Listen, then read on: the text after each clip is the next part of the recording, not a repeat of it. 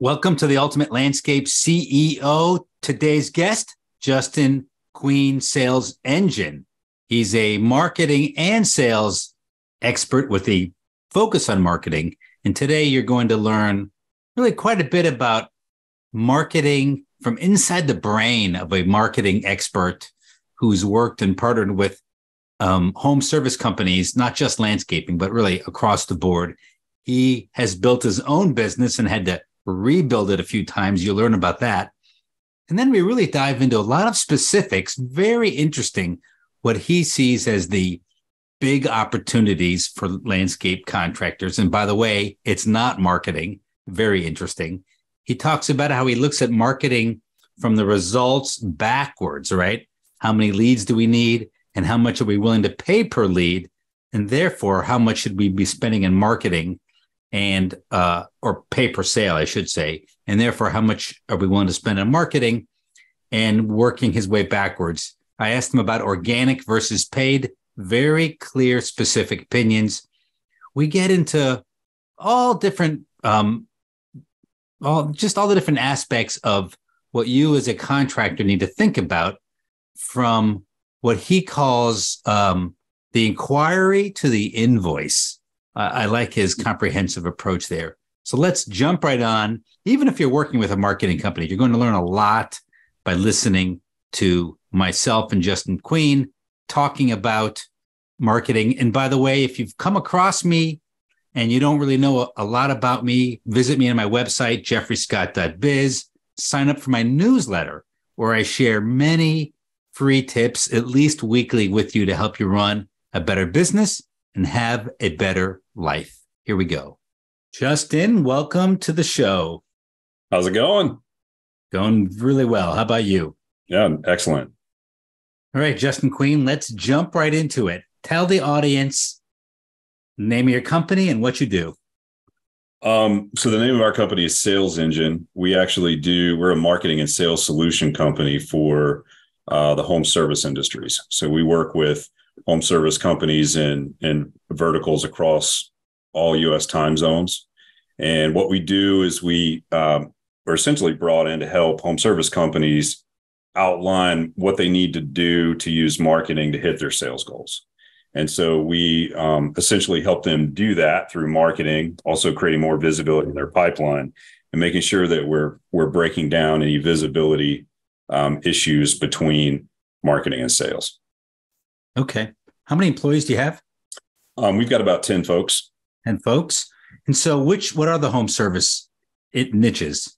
So we've got a number of them, but the biggest ones right now are, landscape in the green industry, painting, and moving. Okay. But we have a number of probably 15 or 20 verticals, but those are the three that are growing fastest. Gotcha. And so you have a very interesting business story. And so before we get to me peppering you with marketing questions, I always like to learn about the business journey. I think we can always learn from that. It's a lot of business people listening to this, as well as people interested in marketing, probably for this one. So tell us how you got into this business. Yeah. So, it's interesting. I started as a business owner when I was 22.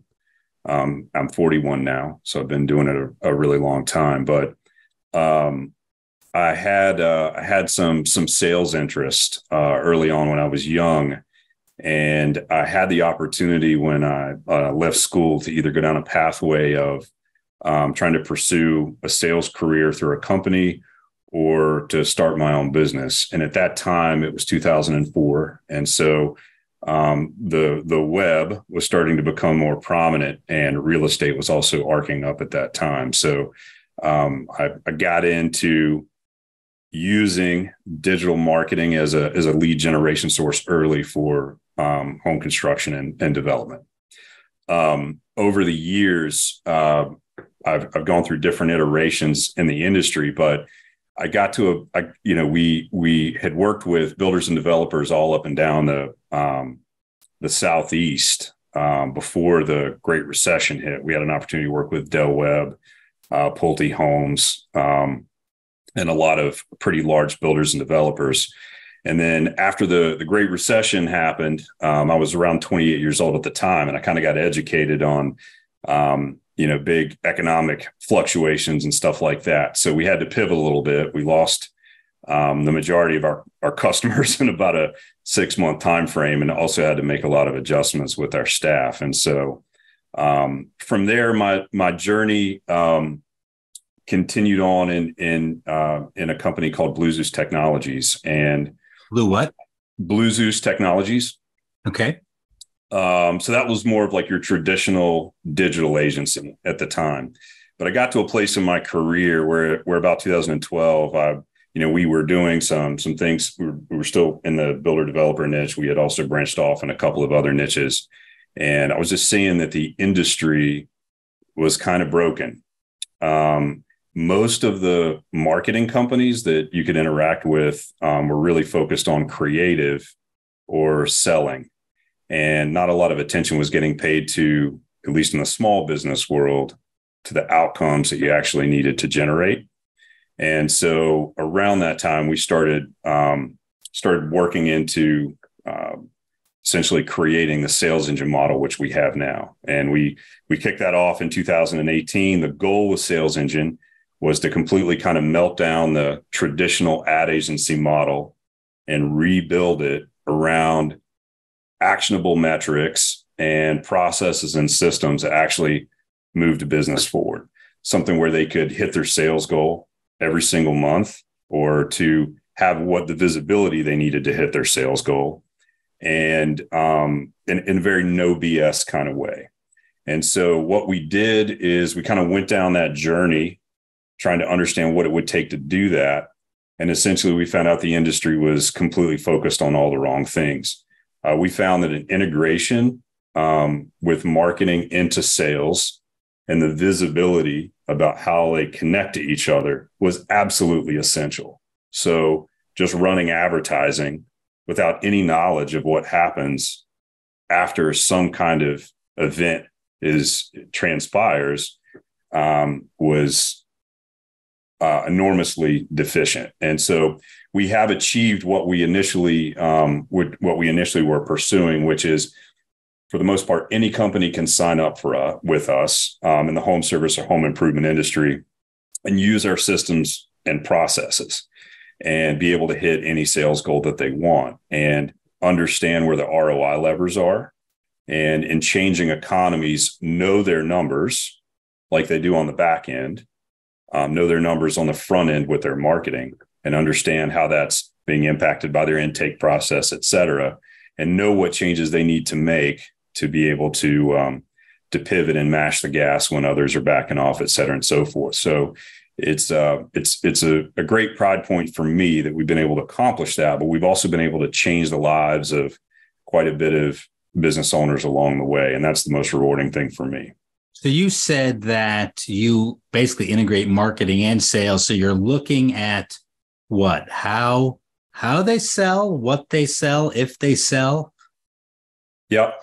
So we want to be able to see everything from intake to invoice, and we want business owners to have full visibility from intake to invoice. And so what that means is, as a marketing company, we need to intimately understand what your entry points are, what the cross-sell opportunities are. We need to understand what your intake process is, because you can have brilliant marketing and brilliant sales and have a horrible intake process. And a lot of that stuff is a lot of prospects can be dead on arrival. So we look at all of that as a comprehensive unit, or a comprehensive system of connection points that can break down or work together. And once everything's kind of working together, you now kind of understand what you need to do to move things forward. So do you listen into the lead intake as well?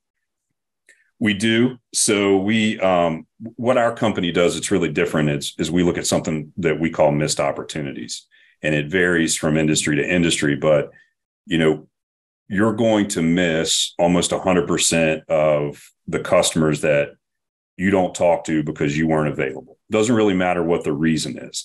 So you can be spending a lot of money on marketing. You can be spending a lot of money to try to create opportunities for your business. But if you miss those, or if they're not handled properly, you're going to be in trouble. And so we actually started listening to phone calls internally as part of that process that I was talking about. And what we really wanted to understand is what percentage of the people calling in match that ideal customer that we were targeting, that was, potentially a qualified closable lead. And what we found was most home service companies do not do a fantastic job on their phone. They think they do a better job than they actually do. So we actually monitor what your missed ops are. And is the landscape industry better, the same, or worse than these other? It's the same. It's always kind of neat for us because it can be kind of humbling. But we're all on the same team. We never go in to try to find all your skeletons, so to speak. But the green industry suffers the same kind of landmines as everybody else. And the interesting thing about missed ops is it's not always about a negligent staff. It can be about availability. Oh, no, for sure. It can be about things where you're too busy. And so then you start seeing that affect the pipeline. The owner operator who's 30,000 feet is up here and they're saying, hey, we need more leads. You don't need more leads. You don't need to spend more money. You just need to answer your phone. And so some companies need volume, others need quality. Does your system work better with one or the other? It works the same. So part of our process is we actually go through a whole meeting where we talk about lead quality and what the qualification standards are. So in our world, kind of how we're different is the only lens we see through is the lens for essentially a qualified lead, a closable lead. That's a lead.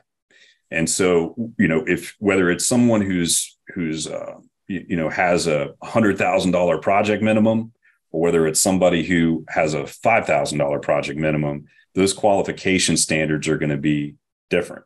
And so we try to set everything up to make sure that we're helping the wrong people self-select out and the right people kind of get reinforced along the way that's what I always call the push-pull. Yep. You push out the red lights, pull in the green lights. Yep. We don't want to use internal resources and burn time on the wrong people any more than possible. So you're always trying to create that efficient green light pathway that you talk about. So with all the changes in marketing, and sometimes the changes seem like they're changing back. Something's in, it's out, and it's back in. So let's talk about marketing now. Where do you focus, for the landscape industry? Yeah. So the thing about marketing in general, no matter what kind of business it is the pathway. The pathway is the same. The stages that a prospect will go through in order to buy from anybody is relatively the same. There's 3 stages. There's an early stage, a mid stage, and a late stage. If you can imagine those in a funnel, with the late stage being more narrow and the early stage being more wide. And that makes a lot of sense because as people kind of navigate down your pathway, they're trying to better understand what their pain point is. They're trying to understand what they think the best solution to that is, exactly how they want to solve their problem and what makes sense for them. And then as they go down that funnel, if you will, they get to a place where they now kind of understand exactly what they want or they think they want, exactly the kind of company that they want to hire, and they're ready to take action. And so, the reason why I bring that up is you're always going to have different media that will come and go, and it iterates a lot faster these days than it did, 20 years ago. Used to be the phone book, television, and newspapers, and that was it. So it was a lot simpler. Now you have all these platforms and all this stuff.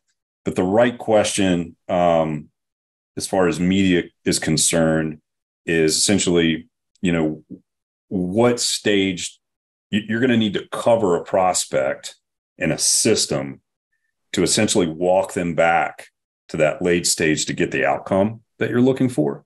So, we're always looking at new media from the perspective of how many people are using this, how much time are they spending with it, what's kind of the technological opportunity here from like an AI perspective or something like that. But more specifically, where does this fall into the pathway?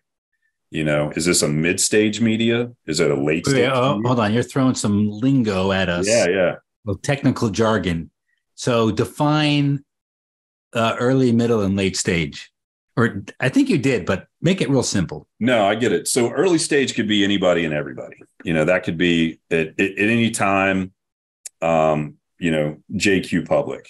The mid stage, if you look at it from the angle of your own company, are the people who have started to understand that they have a problem and have started to kind of go through a mulling or consideration process to figure out how they're going to solve that problem. Okay. And late stage? And then when you get to the late stage, that's where people have kind of distilled down exactly what they're looking for and they're ready to take action. Okay.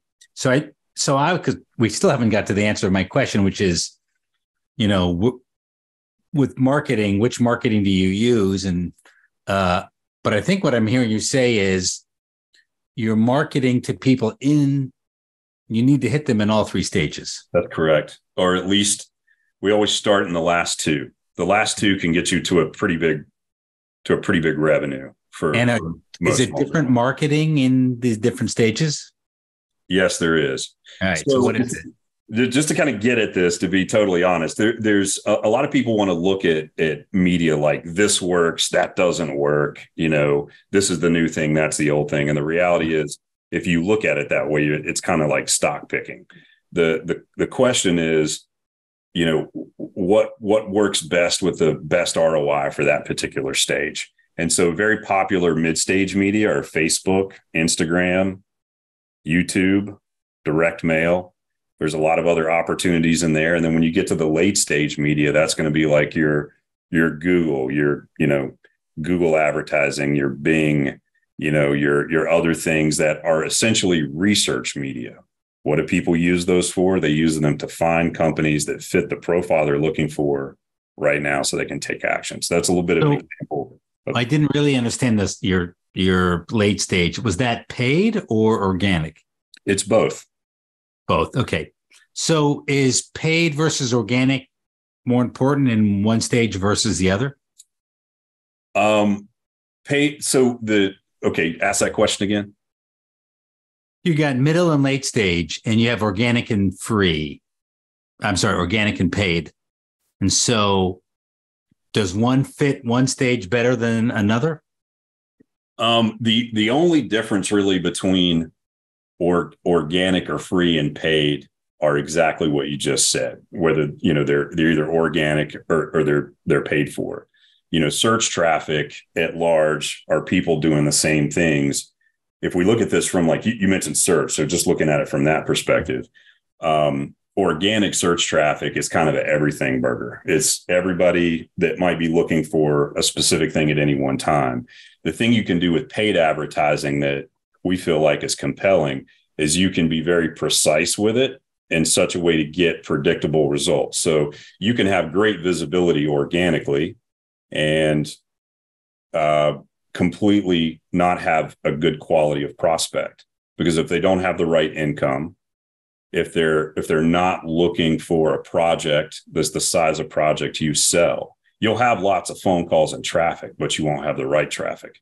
So the difference between paid and organic is you can use paid media to precisely target using AI, but also, demographics and other things that customer that you want, that has that right quality that you're looking for. In the landscape industry, is there like a top three that you find the most successful in terms of media? Yeah, the most kind of, or the highest volume mid-stage media is going to be probably Facebook and Instagram, and obviously the most popular. Paid or organic? Both. So it's all part of the same thing. The difference between paid and organic is how it happens and what you can do with it. So, for instance, I don't know how much time we necessarily want to spend on it, but it's like, if you're posting on Facebook as a business, and that's what you're doing, you're essentially creating content for your own audience that already likes you. Mm-hmm. And only a certain percentage of people are going to see that. Whereas there's a bigger, larger audience on Facebook that doesn't know who you are.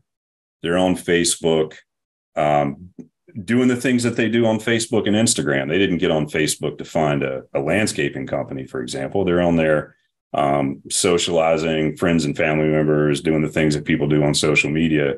And so what the paid route does is it helps you reach out to the people who don't already know you in a very specific way.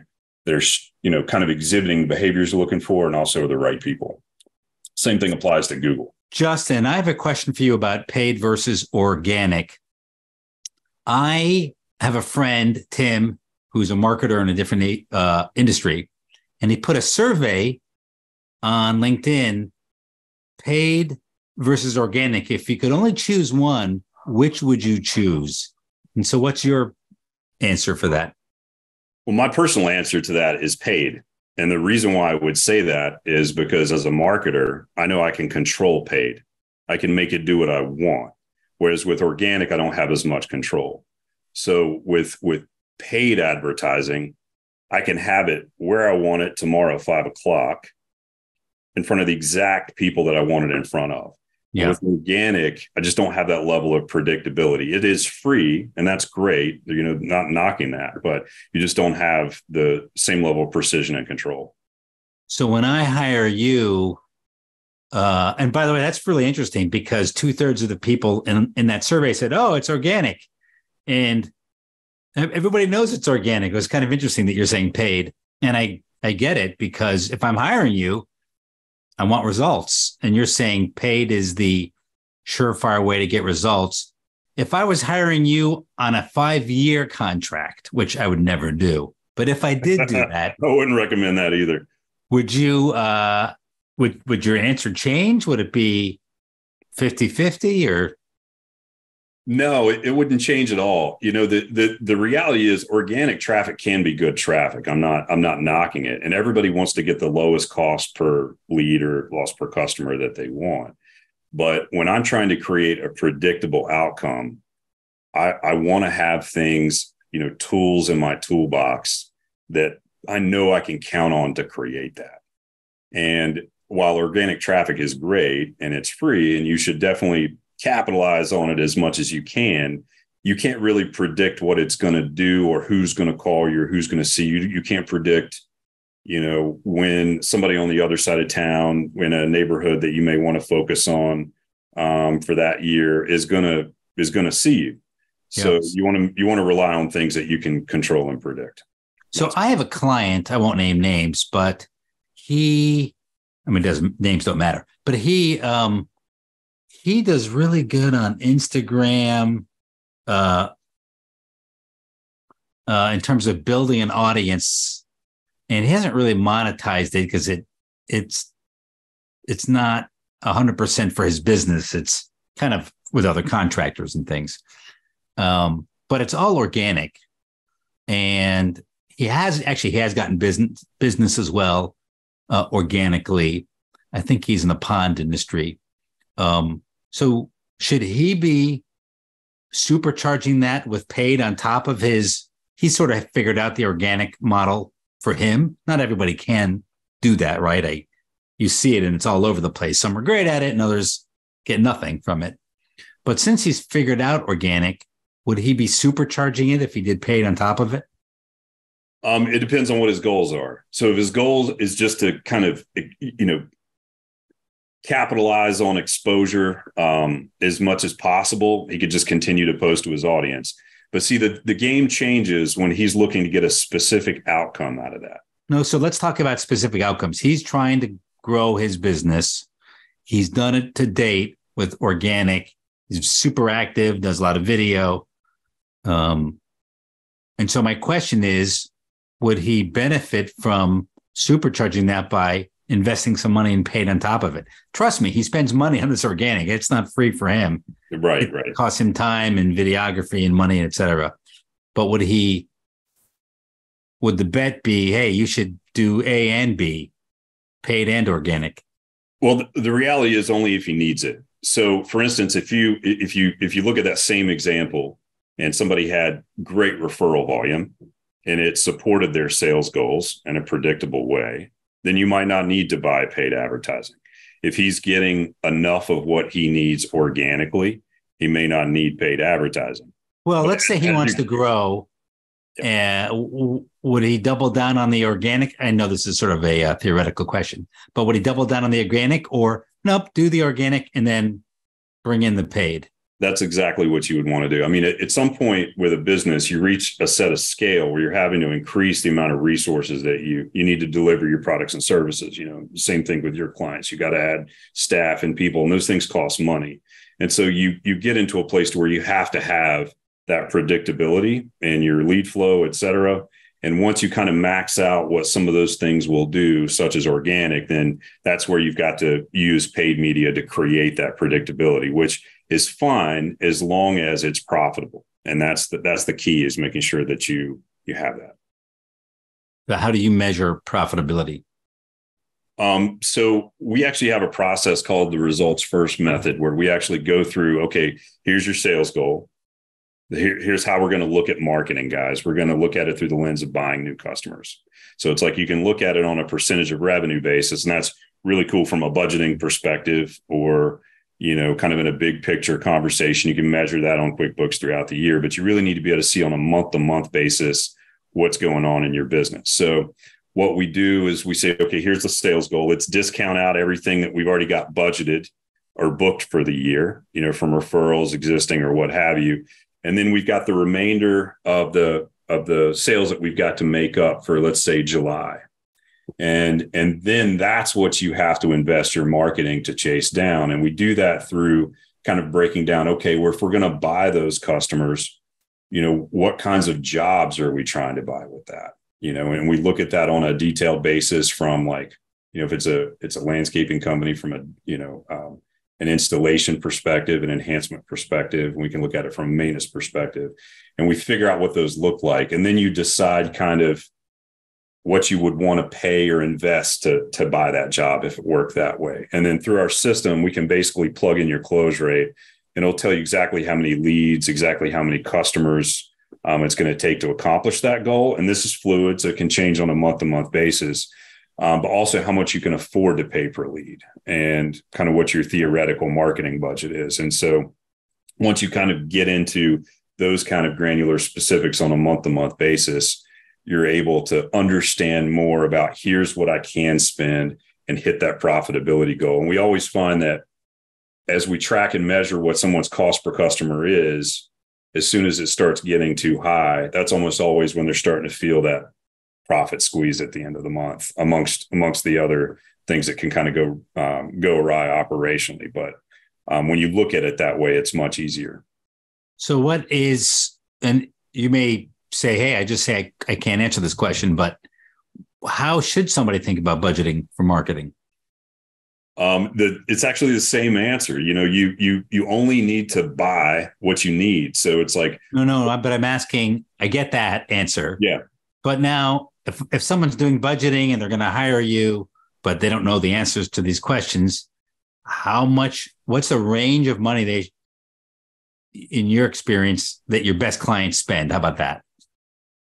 Well, I mean, you can start with the smallest levels. I mean, if you're really trying to create, predictability, and you're really trying to build a sales and marketing system, you're gonna need at least a couple $1,000 of free cash flow to get going. But I mean, that's usually bare minimum for most companies. But I mean, we have customers that, based on what they need through that calculation that I was telling you about, it can be anywhere from an extra $1,500 a month they need to spend to hit their customer goals, or it can be $40,000 a month. It just depends on what you need. And the neat thing is, as that fluctuates, and as you do a good job building your referral system, you start buying one customer and turning it into 3 more. And that's where your best ROI leverage is going to be. You never want to have to buy all your customers. You always just want to have to buy what you need, and you kind of start creating this expanding effect with your business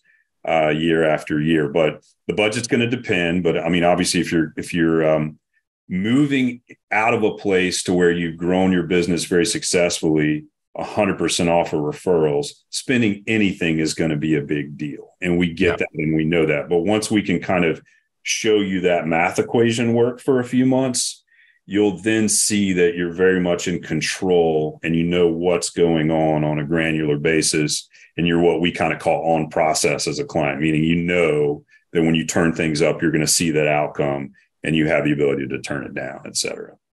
So is there a percentage of revenue for a department that somebody should think about spending? If you were going to look at it on a percentage of revenue basis, like 1% of your total revenue is kind of a very stabilized, keeping things moving along the way they have. Some of the most aggressive companies can spend up to 10% of their revenue. So that's kind of the range. Most businesses, after they kind of average it out that way, that are growing efficiently with an effective marketing budget, are probably sitting around that 5% range. And that's true in landscape, you're saying? Yeah, so far we've found that. But again, like we're looking at it on a cost per customer basis. So an example would be if your goal is to try to hit 300,000 and I'd have to try to do the head math here, but if your goal is to try to hit an extra 300,000 in sales and the jobs that you want to buy to get you there, let's say that average job is 75,000 and you would spend $1,500 all day long, cash money over the table to buy that $75,000 job.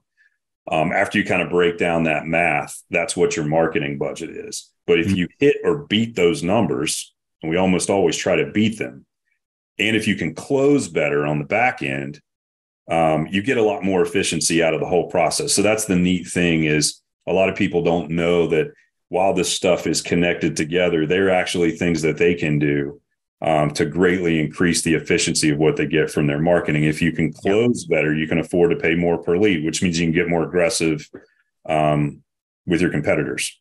Gotcha. So does that mean that people should start thinking, does that mean that people should assume they're going to spend more up front, but then as they work through the whole process from marketing to sales, and as they dial in the marketing, then they can spend less? Yes. The goal should never be, marketing is a reaping and sowing thing, like most things in life that are worthwhile. So you never want to be trying to figure out a way to cheat the system, which is kind of like with the organic conversation you were talking about earlier. That's kind of where some of that goes sometimes. But you should fully expect to get a multiplying factor of what you're investing in. And so, new companies that don't have any referral base, they're having to buy all their customers. It's the most expensive time you could possibly be in business. But as you grow and you do a great job, and it is critical that you do a great job, and you're leveraging reviews, et cetera, that's where you're going to start getting into that process of buying one customer and turning it into three more. And again, like great companies, they can get even better leverage than that. But by having that predictability there, if there's a change in the market, if something happens and you've still got to hit your sales budget for the year, you've got the levers and controls to be able to do that. You don't have to sit around and wait for some marketing guy to tell you, well, maybe we'll be there in 5 months. You'll be able to make adjustments today to get that predictability back, which is really what we think is the most important for small business.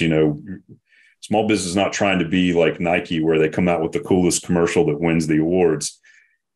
You need opportunities. And so you've got to have a system that supports those outcomes. So this leads me to a question. Do you think that branding is overstated, or do you think that no, branding actually helps support this process?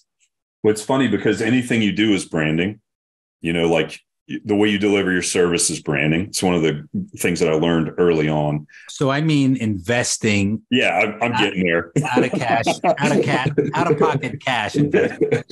Yeah, you're totally right. So I'm getting there.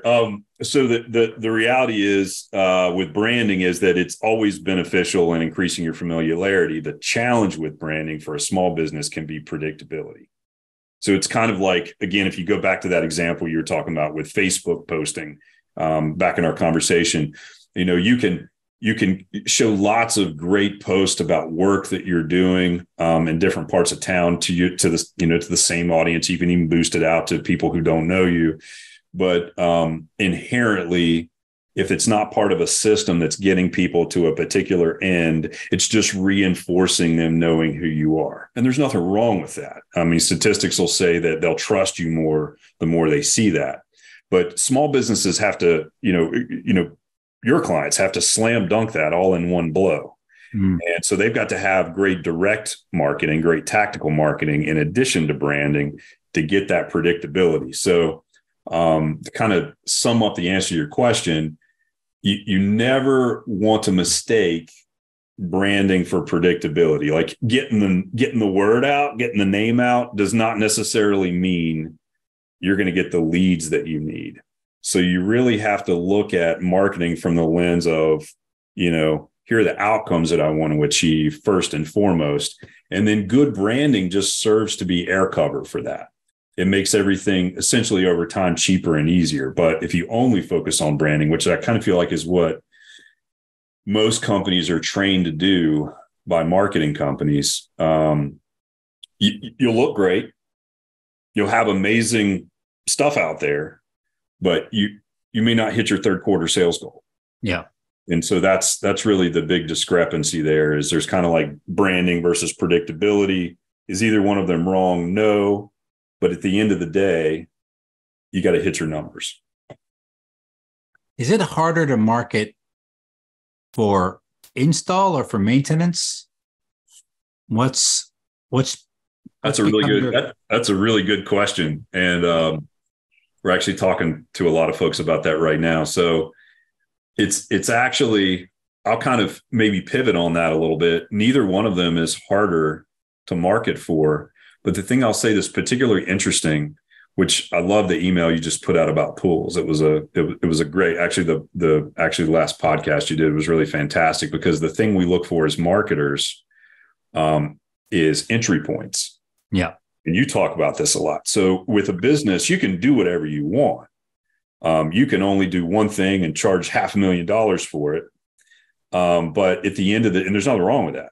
If that's what you want to do. But at the end of the day, that kind of dictates within the confines of like the economy, what you're going to be able to do at certain times. So the more you adapt your business with good entry points, the easier it's going to be for you to create lead flow and cross-selling within your company. So your point about pools is, hey, everybody's always interested in pools. There's always cross-selling opportunities with landscape. So, that's one more thing now that's an entry point into your sales pipeline. And ultimately, the more entry points you have, the better off you're going to be. It's a better hedge for your business. It creates a better moat. By the way, I'm old enough to tell you that people are not always interested in pools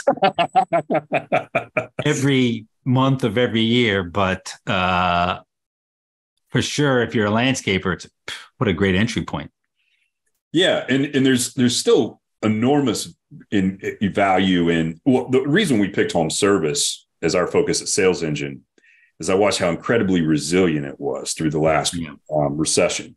So people are always going to have lots. They're going to have to, it's the American thing. They're going to have to maintain their home. They're always going to be looking to increase their quality of life, but their income's going to change. Their mindset's going to change. Their disposition's going to change. There's going to be all kinds of different things and different pain points and different things that are happening to people that's going to create behavior that might be working for or against you. And so pools have always been a luxury item, always, but with people working at home, you could argue that they're becoming a necessity, or people, spending even more time at home. It's amazing. I'm blown away that the trend of cocooning, which was invented in 1981 by Faith Popcorn, is still accelerating.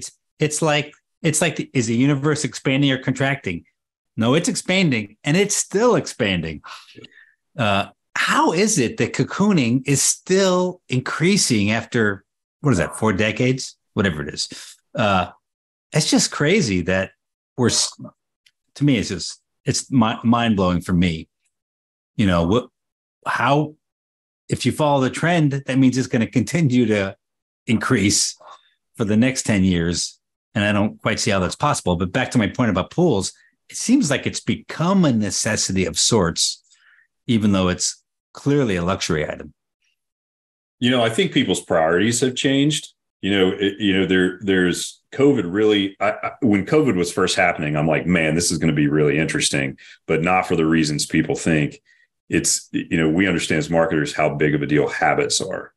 And so we could see how it was changing their habits. Suddenly there was a huge pattern interrupt in how they live their day-to-day life. They were getting to see the same things through different points of view, their marriages, their children, their time with their family, et cetera, and so forth. And so it created a lot of enormous opportunity for the landscaping industry as people started really evaluating what was around them. But I don't think that's going to change. And the economic situation is going to change as we kind of head into the bottom of the next business cycle, because we've been in a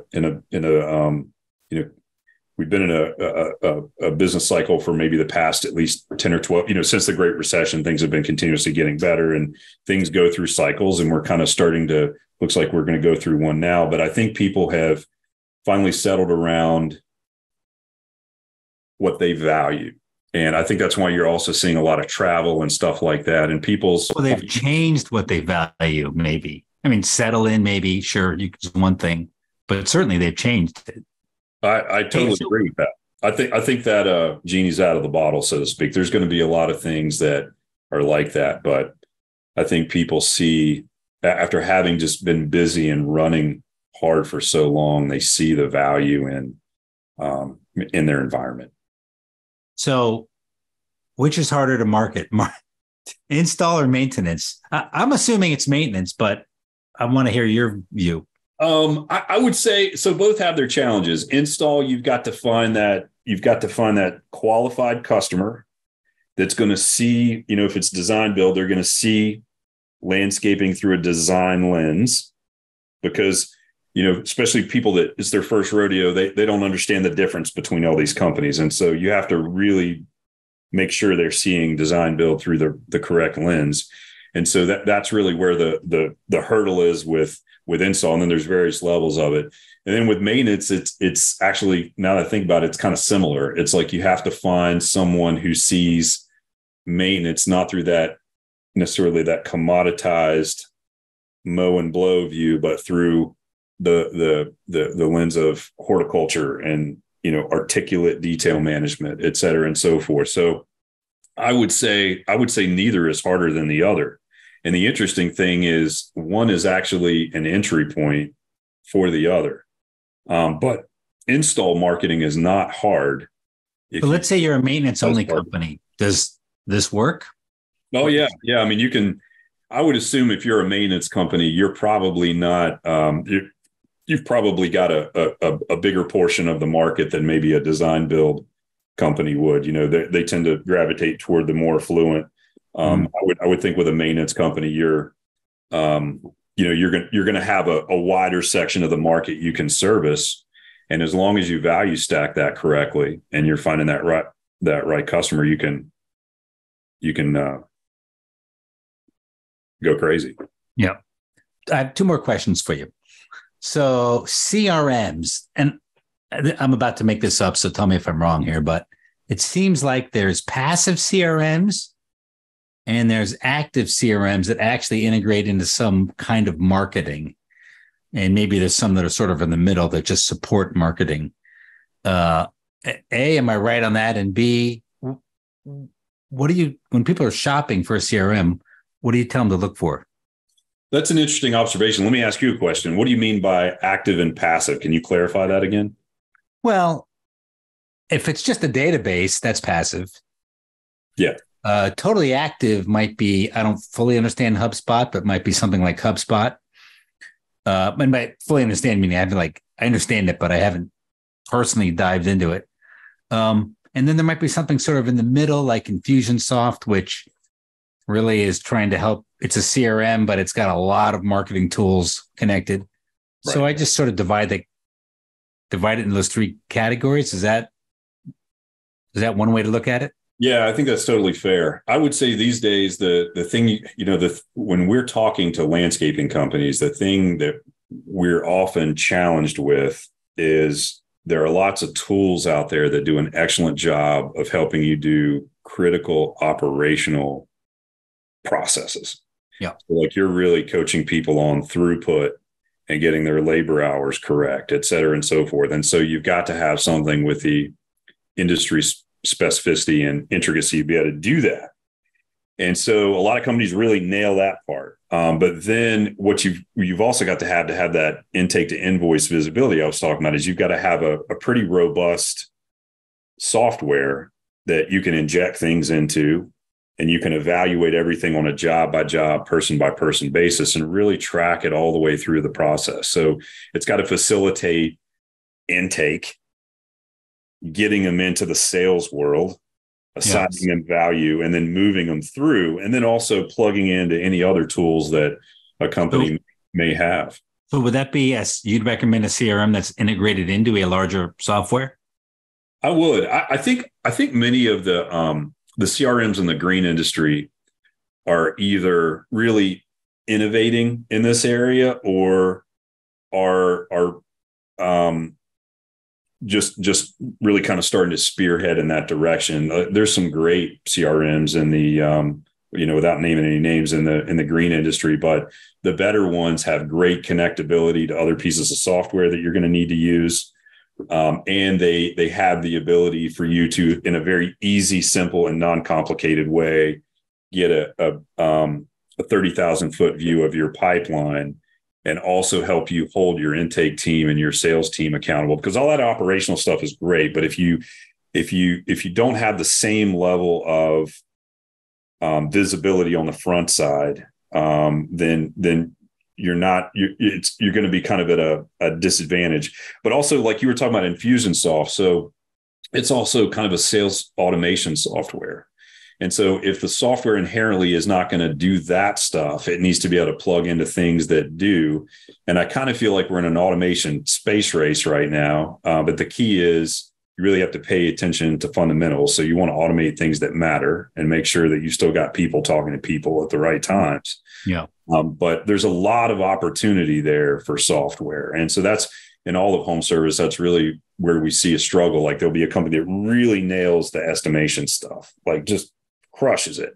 But you've still got this piece over here that's wide open. So it seems like none of the operational softwares have nailed CRM. I shouldn't say none, but it seems like many of them are weak in the CRM. Not all of them, but I would agree. I would agree with that. And I think the first company that really nails it is going to have a tremendous market opportunity.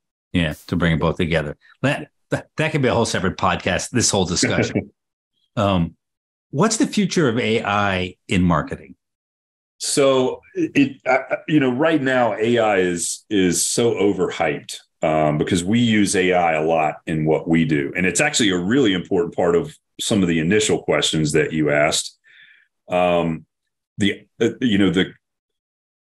far as like what the current opportunity is, what a lot of people don't realize is very commonly known media like Facebook, Instagram, Google, places where you spend a lot of your time, has an enormous amount of AI.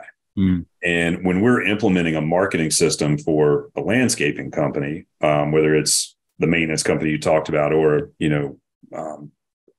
install, design, build, whatever, the game is with creating that ROI we talked about is really training the AI in on what that qualified by your definition customer looks like. And the company that you're working with's ability to do that, or your own ability to do that, will completely kind of dictate what kind of results you get. So right now there's a lot of, I'm going to digress for a second. There's a lot of talk about AI, replacing people, conversations with customers, et cetera, and so forth. And in AI, there's large language models and small language models, and they're still like, that's all techie stuff, but they're still the weakness with AI is it's still not really good at context. Like it struggles with the context of certain things. So, as far as like it communicating with people, we're probably still, there's a lot of like low hanging fruit there that kind of makes things a little better, but we're still probably 3 to 5 years out on that really being a huge opportunity. The biggest opportunity today with AI is really people leveraging what's already out there. And it's interesting because when we talk to companies, in the marketing industry, some companies that end up signing up with us have been with 4 or 5 other companies just trying to chase that predictability that we've talked about. Yeah. And they've used some things that we're recommending that we use. And they're like, well, wait a minute, why didn't that work? And, the last 2 times. And the answer is not necessarily because it's a bad medium for them. If it falls in that late stage and people are searching for businesses to do what they do, fundamentally, it has to work. But why it didn't work for them was the AI had not been dialed in on the right stuff. So, for instance, if it's just seeing a phone call, and that's what it thinks is like just any phone call, regardless of quality, and it thinks that's what's it needs to be focused on, it'll just keep sending you phone calls. But if you can focus it on the actual prospects that matter, it's going to be as good as what you feed it. And so that exists with Google, it exists with Facebook, all of these different platforms. Like if you want to use AI today, you've got to figure out a way to train it on what a quality prospect looks like for your business. So are you saying, I've done Facebook ads, they didn't work. And you're saying, well, they do work, but the way you implemented them did not. Well, that's true. And that can have to do with AI, but it can also have to do with just using it incorrectly for the stage that it's in. So people get on Facebook to do what they're going to do on Facebook. They don't go on there to necessarily find a company to buy from. So when you interact with somebody on Facebook from an advertising perspective, they're the right demographic and they're mulling around with the right behavior. You're basically betting on being able to get them excited and ramp their intent up in the moment to do something they had no plans to do. Yeah. And so you've got to understand the context of that. And then after they do what you want, then use that to kind of train the system like I was talking about. So the answer to the question is yes. Like there's a ton of misuse. And I think it's mostly because everybody's kind of trained on how to use this stuff for awareness, which again is the wrong goal if you're trying to get, to a specific sales outcome. Okay. So any current opportunities we should be thinking about with AI and marketing or sales? I think the big opportunity right now with sales is trying to figure out how to get more out of your current salespeople. So your current salespeople are still going to be the bedrock of the trust and the effectiveness of your organization. But if you can use things like AI and automation to help them be able to close more and do more, you'll be able to not only pay them better, but you'll be able to essentially get 3 salespeople in one. And there's lots of different ways you could do that. Like I could talk about that in another podcast, but it's like, what can you do today with scheduling, with communication, with how proposals are delivered or how people are followed up on to 10x your sales department, and essentially increase the amount of outcome you have from the same amount of people? I think that's the biggest AI opportunity right now. So I think that's a great opportunity in general. What part of that would you use AI for? I think you could use AI for follow-up.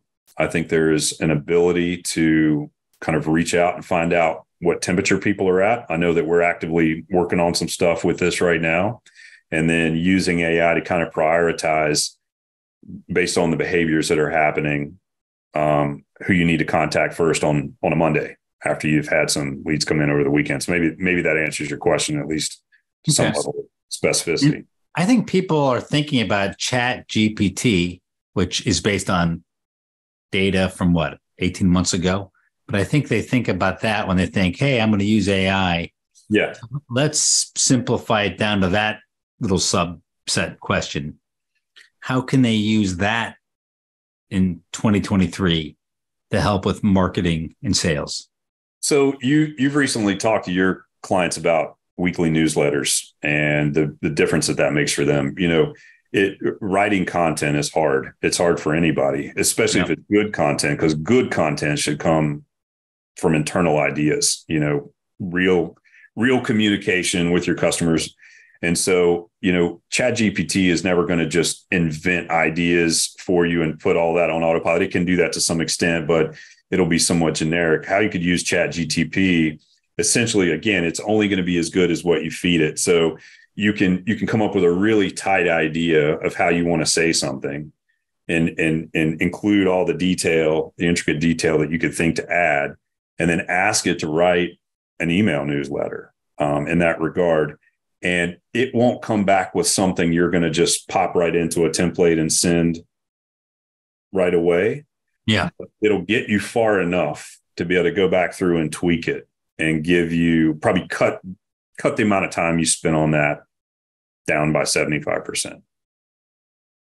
What I found it's good at, strangely enough, is writing emails that are dealing with a heavy emotional content aspect to it. I know that sounds sort of ironic, but for example, I had some clients that wrote apology letters when the clients complained, and it was really good at writing these apology letters, maybe because it was so generic and repetitious.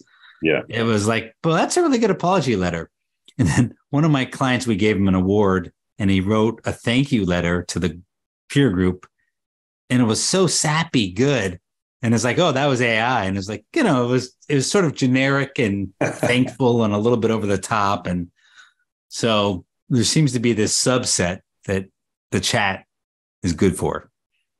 Yeah, absolutely. Well, if somebody's writing, it's not a very naturally sappy person, and then they put in the message and say, write this sappy, it'll give you that extra perspective. So for little things like that, little efficiency tweaks and time savers, it's enormously effective. How do I handle an upset client? How do I write a response that's going to make them feel really good? The chat's good at that. What would be a great way to use that when you're responding to a negative Google review? Yes. Yeah, you're right. Emotions are high. It's a challenge, but yeah, that's a great example. And another thing ChatGPT is good for is it's really good at helping you pull together super smart spreadsheets. So I don't know if anybody listening to the podcast has used things like Smart Sheets before. It's like a software that kind of facilitates making something like an Excel document more intelligent within the confines. Like you can actually go in with ChatGPT and ask it to create certain formulas and do certain things, and actually prevent yourself from having to go in and figure a lot of that out. So that's actually another. So it can create smart sheets. It can create the formulas and the sometimes even the programming that you would need to pull multiple sheets together into kind of one place. So we've been using a lot of that internally. You're still going to need a smart person running that. Yeah. Well, that's true, and that's why a lot of this stuff is still maybe a little bit hyped. Is it's not completely it's not going to completely do everything for you, but when you engage in a certain way and you kind of know how to feed it what you're looking for, it does have a lot of perspective on how to get it for you. But I'd say changing tone and using it to communicate words, that's really what ChatGPT is good at right now. It's not always going to nail the context, but it'll cut down on the amount of time you have to spend with stuff. It's interesting. The existential question, and I'll only go here for 30 seconds and then I'll leave. But the existential question with AI is being played out right now with the strike, the SAG strike, right? Yeah. The actors union, where the companies want the right to replicate replicate a stand-in or whatever you call it, an extra. so they can just use that replication throughout whatever it is, the movie, et cetera. And of course, the existential question is, if you put people out of business, who's going to buy the movies, right? Yeah. So we're going to have to find a balance here as a society. I don't think we'll get to this draconian end where we got all these machines, but no one to buy the products that they're making. Doesn't make any sense. I completely agree. I think that, nothing ever goes, no system ever goes unchanged. There's always a response. For every response, there's an equal and opposite response, as you can see in a lot of things playing out in the news. So I'm sure might be slow, but we will respond to it. All right. I'm off that little soapbox. So let's end with a prediction. Give us some predictions for in landscape, in marketing and sales, or whatever prediction you have. I think, okay. So I think there's going to be a lot of new media that come into the fore over the next 12 to 72 months. A lot of social media starting to change and decentralize a little bit. You've got a lot of new things like TikTok and Threads and all that stuff, and it's going to have to kind of sort all of itself out and see what survives and what doesn't, from kind of a Darwinian perspective. But I think the major prediction that we can see is that we are headed to the bottom of a new business cycle. We don't know all the details. We're not soothsayers. We just know that, what goes up must come down. And so it's a really good time to make sure what you're paying per customer for marketing, what you're actually getting people in the door for with what you're investing, but also to have predictability. Yeah. Because if we get into that environment, everything's going to go out the window and you're going to need predictability. And it's interesting because anybody that started from 2012 until now, it's been a relatively downhill, not to say it's completely downhill or uphill. Yeah. It's been relatively downhill. And so, once we get into a market where there's a little more scarcity, it'll get a little more challenging. And that's where you'll be able to mash the gas when everybody else is hitting the brake. And that's the one thing I saw during the last recession was how companies that knew what they were doing leveraged that and gained a ton of market share. Yeah, I completely agree with that. And by the way, very clever way to take your prediction and tie it right back into your main message. Well, I appreciate it. Yeah. All right. Excellent. This has been a great talk. We're going to end while we're hot here. And Justin Queen, how do people find you? If you want to talk to us, you can go to salesengine-co on the web. We'd love to talk to you about how to bring predictability into your business. We have a very no BS approach, and that's words out of the mouth out of actually one of Jeffrey's clients. So we look forward to talking to you, and we'll also be at the Growth Summit in August. So sales-engine.co. Sales-engine.co. I'm not sure if that's what you said, but I'm reading it off your email. All right. Excellent. Justin Queen. You know what? I have one more thing. Okay. I have a pet peeve. I tried to hire marketing firm for me a couple of years ago when I moved to New Orleans, and none of them returned my calls. And I had this big aha that marketing companies are bad at sales. Is that true? You're an insider. I'm an outsider, but I'm like, man, they're bad at sales.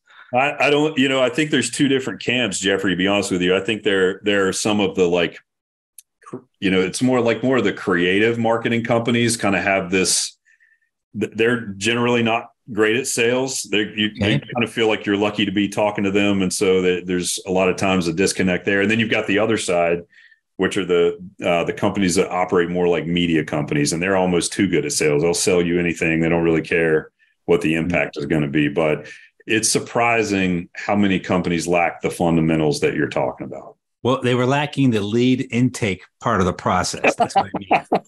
Nobody called me back. It was crazy. Yeah, I mean, it's a lost opportunity right there. I guess they didn't know who they were talking to. It was a lost opportunity. And really, that's what you said, one of the big places you have an impact. So there you go.